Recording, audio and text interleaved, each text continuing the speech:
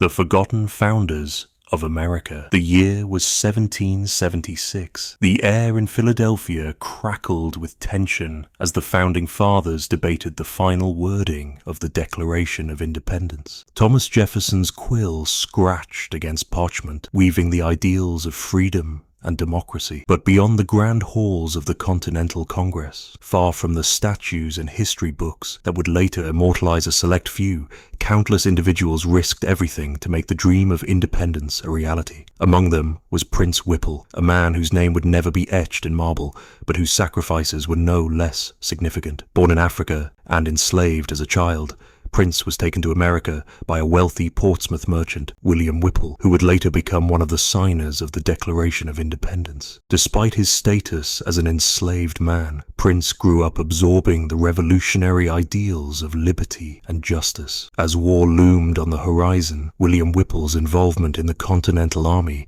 meant that Prince would accompany him on campaigns. The irony was not lost on him, fighting for the freedom of a nation while still in chains. He was there when George Washington famously crossed the Delaware River in 1776, and though the paintings would later erase men like him from the narrative, first-hand accounts suggest that Prince and other black patriots were present on that fateful night, braving the icy waters alongside their fellow revolutionaries. At the same time, in the city of Boston, another figure moved in the shadows, Phyllis Wheatley, a poet whose words wielded more power than any musket. She was one of the first African-American women to publish a book. Born in West Africa and enslaved as a child, Phyllis was brought to America and taught to read and write by her owners. By the time the colonies stood on the brink of revolution, her poetry was already inspiring many, including George Washington himself. In 1775, as tensions between Britain and the colonies erupted into violence, Phyllis penned a poem addressed to General Washington. In it,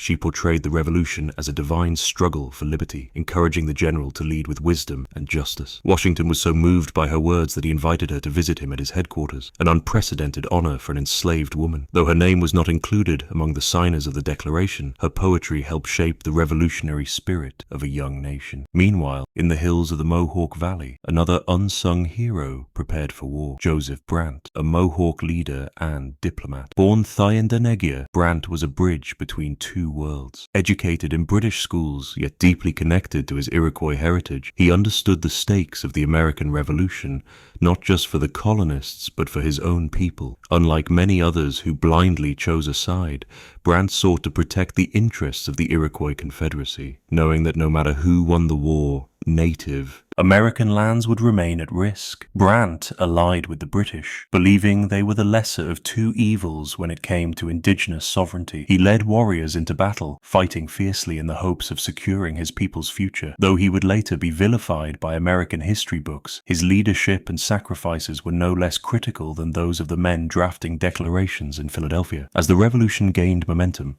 these forgotten founders, Prince Whipple, Phyllis Wheatley, Joseph Brant, and countless others stood on the front lines of history. Their contributions, though often ignored, were woven into the very fabric of America's fight for independence. Their stories, hidden in the margins of history, would not end with a single battle or declaration. Instead, they would continue to unfold, shaping the young nation in ways that few recognized at the time. And as the war raged on, they would find themselves facing even greater challenges, their dreams of freedom and justice still hanging in the balance. As the war for independence raged on, the true cost of freedom became evident, not just for the soldiers on the front lines, but for those fighting battles that history often chose to forget. For Prince Whipple, the ideals of liberty remained bittersweet, even after witnessing the struggles and sacrifices of black soldiers, many of whom fought in exchange for the promise of freedom. The institution of slavery remained deeply entrenched. Prince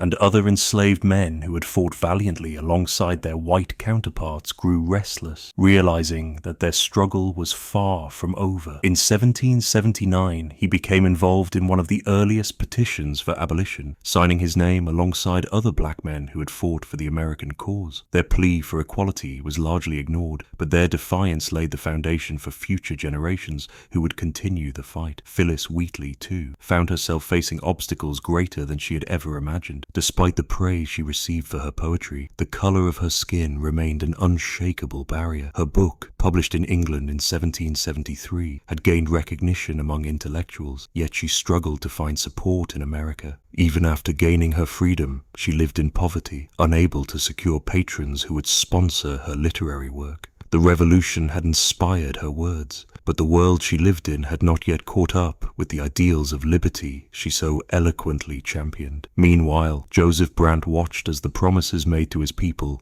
unraveled. The British, who had sworn to protect Native American lands, suffered defeat in 1783. As part of the Treaty of Paris, vast indigenous territories were ceded to the newly formed United States, with little regard for the tribes who had fought alongside them. Brant, realizing that neither side had truly considered the well-being of his people, took it upon himself to seek a new homeland. He led his followers to Canada, securing land from the British government where the Mohawks could rebuild. Though he had fought valiantly, the cost of war had been devastating for his people, their ancestral lands forever altered by a conflict that had never truly been theirs. The American Revolution had ended, but the struggles of those who had fought in the shadows were far from over. The ideals of liberty, justice, and democracy had been declared, but for many, they remained out of reach. Prince Whipple's legacy continued in the abolitionist movements that followed. Though he never saw a free America in his lifetime, his efforts helped ignite a growing resistance against slavery. Phyllis Wheatley's poetry, once overlooked, later became an inspiration for generations of black writers and activists. Her words proved that intelligence and creativity knew no racial bounds. Joseph Brant remained a symbol of resilience for the Mohawk people, though he had been cast as an enemy in American narratives. His leadership ensured the survival of his culture and traditions in a rapidly changing world. The forgotten founders may not have been celebrated in their time, but their impact endured, shaping the nation in ways history books would only later begin to acknowledge.